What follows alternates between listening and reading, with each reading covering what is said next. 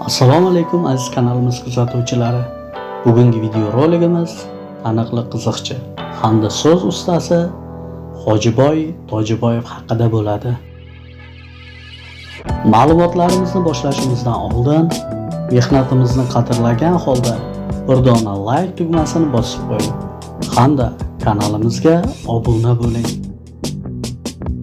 Hojiboy Tojiboyev 1955-yil 25-avgust kuni Tojikiston Respublikasining Leninobod shahrida tug'ilgan. Taniqli o'zbek kino va teatr aktyori, so'z ustasi, qiziqchi, O'zbekistonda va Tojikistonda xizmat ko'rsatgan artist. Sharif va Ma'rif hamda Tangalik bolalar filmi orqali bizga juda yaxshi tanish bo'lgan aktyor. 1978-yilda Toshkent teatr va rassomchilik institutini tugatgan. O'qishni bitirgandan so'ng Tojikistonga qaytib, bir muddat Shukur Burxonov nomidagi Nov teatrida, keyinchalik Lerinoboddagi Kamol Xursandi nomidagi teatrda ishlagan.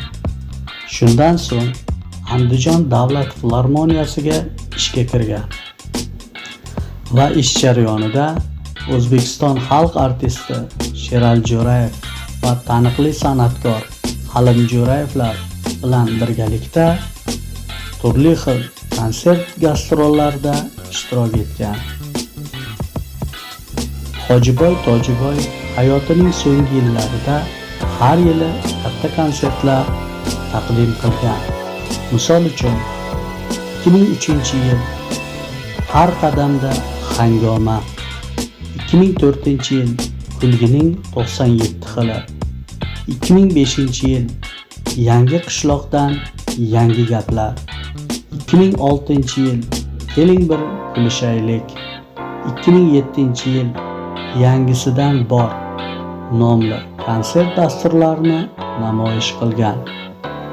Hojiboy Tojiboyev jigar xastaligi bilan 6 yil davomida kurashib kelgan.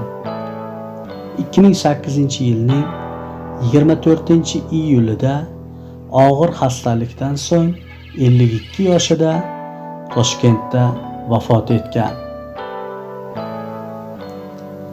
Taniqli san'atkorning oxiratlari obod, joylari jannatdan bo'lsin.